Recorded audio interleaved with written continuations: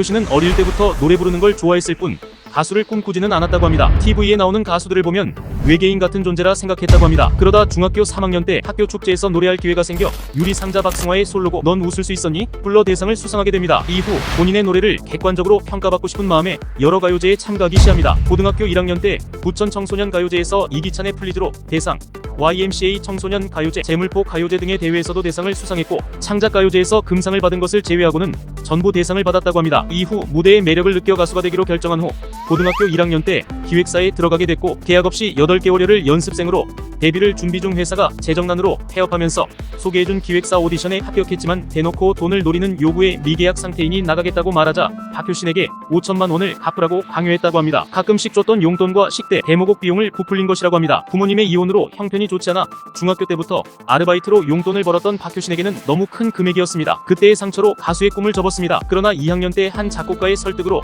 신촌뮤직에 들어가게 되고 마침내 고등학교 3학년인 1999년 11월 2일 해줄 수 없는 일로 가요계에 데뷔하게 됩니다. 데뷔 후 2000년 1월 15일 이소라의 프로포즈에 출연하며 대중들에게 본격적으로 주목을 받기 시작합니다. 박효신은 아현산업정보학교 실용음악과 출신으로 휘성, 환희, 뮤지, 영지와 동창입니다. 인터뷰에서 고등학교 동창인 환희와 휘성한테 이걸로는 내가 이길 수 있다고 생각하는 게 있나 몸매? 하고 묻자 그건 아니라고 대답하며 근육은 환희보다 적어도 잔 근육이 많아 보기 좋은 타입이라고 말했습니다. 또 셋 중에서 키가 제일 크다며 웃었습니다. 휘성의 말에 따르면 고등학교 시절부터 인근에서는 유명한 실력파여서 선생님들과 학생들 사이에서도 매우 높은 평가를 받았다고 합니다. 직업 고등학교의 실용음악과였기 때문에 노래 잘한다는 친구들이 모두 모여 있었는데도 불구하고 박효신은 딴 세상에 있는 느낌이었다고 합니다. 데뷔 전 노래방에서 박화요비와 함께 사랑보다 깊은 상처를 부르는데 복도가 시끄러워 나가보니 노래방에 있던 사람들과 주인 아저씨까지 이들을 보기 위해 몰려들었다는 일화도 있고 데뷔 전부터 학교 내에 팬클럽이 있을 정도로 인기가 많았다고 합니다. 재능이 많은 가수임에도 불구하고 안주하지 않고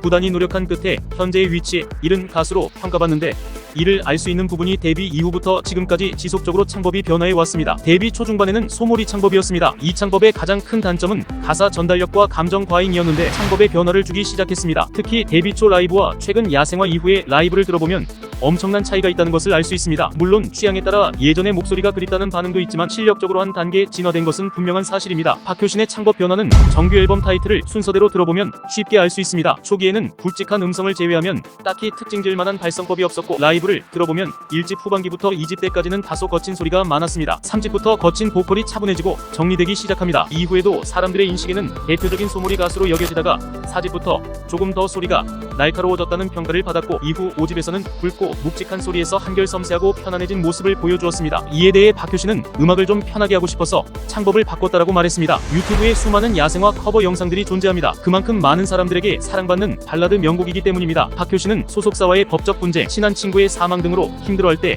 음악 파트너인 정재일과 술자리 중 형은 야생화 같은 사람이야 라고 말을 했다고 합니다. 그렇게 힘든 시절과 상처를 잊고 음악으로 비상하리라는 마음으로 계획에도 없던 음원을 발매하게 됩니다. 그래서 박효신의 야생화 라이브 영상에는 눈물을 흘리는 모습을 많이 볼 수 있습니다. 많은 사람들이 야생화를 좋아하는 이유는 박효신의 진정성이라는 생각이 듭니다. 유희열의 스케치북에 출연했을 때 유희열이 야생화 부를 때 힘들지 않아요? 라고 묻자 박효신은 감정 때문에 힘들어요 라고 답했고 유희열은 고음 때문이 아니라 그러자 박효신은 내 이제 무뎌질 때도 됐는데 라고 말했습니다.